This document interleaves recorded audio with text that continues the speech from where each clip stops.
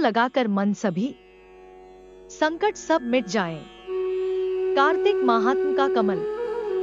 पढ़ो 16वां अध्याय।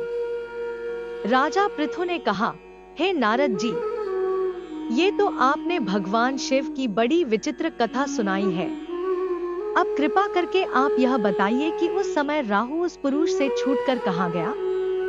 नारद जी बोले, उससे छूटने पर वह दूत बर्बर नाम से विख्यात हो गया और अपना नया जन्म पाकर वह धीरे धीरे जलंधर के पास गया। वहां जाकर उसने शंकर की सब चेष्टा कही। उसे सुनकर दैत्यराज ने सब दैत्यों को सेना द्वारा आज्ञा दी। कालनेमी और शुंभनिशुंभ आदि सभी महाबली दैत्य तैयार होने लगे।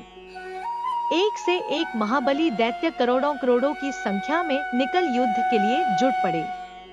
महाप्रतापी सिंधु पुत्र शिवजी से युद्ध करने के लिए निकल पड़ा। आकाश में मेघ छा गए और बहुत अपशकुन होने लगे। शुक्राचार्य और कटे सिर वाला राहु सामने आ गए। उसी समय जलंधर का मुकुट खिसक गया, परंतु वह नहीं रुका।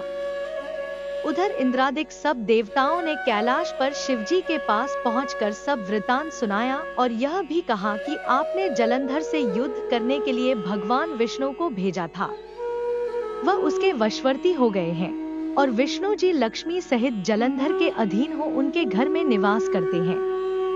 अब देवताओं को भी वहीं रहना पड़ता है। अब वह बलि सागर पुत्र आपसे युद्ध करने आ रहा है, अतएव आप उसे मारकर हम सबकी रक्षा कीजिए। यह सुनकर शंकर जी ने विष्णु जी को बुलाकर पूछा, हे ऋषिकेश, युद्ध में आपने जलंधर का संहार क्यों नहीं किया और बैकुंठ छोड़ आप उसके घर में कैसे चले गए। यह सुनकर विष्णु जी ने हाथ जोड़कर नम्रतापूर्वक भगवान शंकर से कहा, उसे आपका अंशी और लक्ष्मी का भ्राता होने के कारण ही मैंने नहीं मारा है। यह बड़ा वीर और देवताओं से अजय है। इसी पर मुग्ध होकर मैं उसके घर में निवास करने लगा हूँ। विष्णु जी के इन वचनों को सुनकर शंकर जी हंस पड़े। उन्होंने कहा, हे विष्णु, आप यह क्या कहते हैं। मैं उस दैत्य जलंधर को अवश्य मारूंगा। अब आप सभी देवता जलंधर को मेरे द्वारा ही मारा गया जान अपने स्थान को जाइए। जब शंकर जी ने सा कहा तो सब देवता संदेह रहित होकर अपने स्थान को चले गए। इसी समय पराक्रमी जलंधर अपनी विशाल सेना के साथ पर्वत के समीप कैलाश को घोर सिंहनाद करने लगा।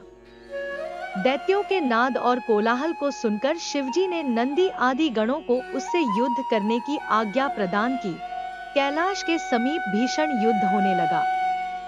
दैत्य अनेकों प्रकार के अस्त्र शस्त्र बरसाने लगे। भेरी, मृदंग, शंख और वीरों तथा हाथी, घोड़ों और रथों के शब्दों से शाब्दित हो पृथ्वी कांपने लगी। युद्ध में कटकर मरे हुए हाथी, घोड़े और पैदलों का पहाड़ लग गया। रक्तमांस का कीचड़ उत्पन्न हो गया। दैत्यों के आचार्य शुक्र जी अपनी मृत संजीवनी विद्या से सब दैत्यों को जिलाने लगे। यह देखकर शिव जी के गण व्याकुल हो गए और उनके पास जाकर सारा वृतांत सुनाया। उसे सुनकर भगवान रुद्र के क्रोध की सीमा न रही। फिर तो उस समय उनके मुख से एक बड़ी भयंकर कृत्या उत्पन्न हुई, जिसकी दोनों जंघाएं ताल वृक्ष के समान थी। वह युद्ध भूमि में जा सब असुरों का चवरण करने लग गई और फिर वह शुक्राचार्य के समीप पहुंची और शीघ्र ही अपनी योनि में गुप्त कर लिया, फिर स्वयं भी अंतर्धान हो गई। शुक्राचार्य के गुप्त हो जाने से दैत्यों का मुख मलिन पड़ गया और वे युद्ध भूमि को छोड़ भागे। इस पर शुंभ, निशुंभ और कालनेमी आदि सेनापतियों ने अपने भागते हुए वीरों को रोका।